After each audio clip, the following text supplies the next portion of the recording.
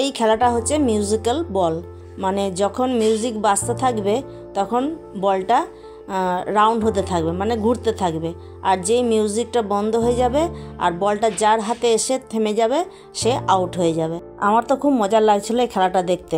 তোমরাও দেখো বন্ধুরা, তোমাদেরও খুব ভালো লাগবে।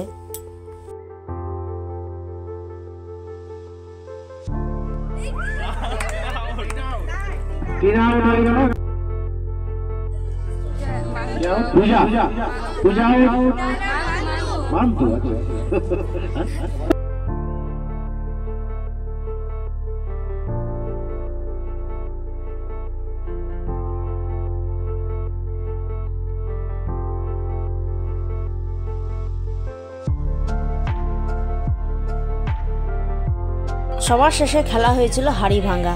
তো এর আগেও একটা খেলা ছিল নিডল থ্রেড, মানে নিডলের মধ্যে থ্রেড ভরতে হবে, কিন্তু সেটা কিছু কারণবশত ভিডিও করতে পারেনি। তো চলো এবারে হাড়ি ভাঙাটা দেখে নিই। এখানে ক্লাবের সদস্যরা হাড়ি পায়নি, হাড়ির বদলে একটাকে টিন রেখেছে ওখানে।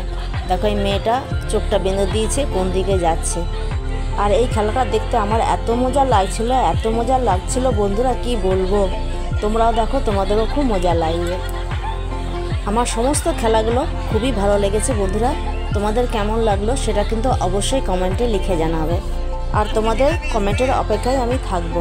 আর এই মেয়েটাই পেরেছিল হাড়িটাকে ভাঙতে, আর কিন্তু কেউ হাড়িটাকে ভাঙতে পারেনি।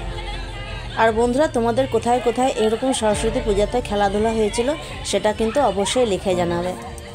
খেলা হতে হতে সন্ধ্যা হয়ে গেছিল, তাই এই ভিডিওটা একটু অন্ধকার লাগছে, একটু মানিয়ে নিও বন্ধুরা। আর এই যে খেলাধুলা হলো আর সবাই যে এত আনন্দ পেল, এটা হচ্ছে সবথেকে বড় ব্যাপার, তাই না?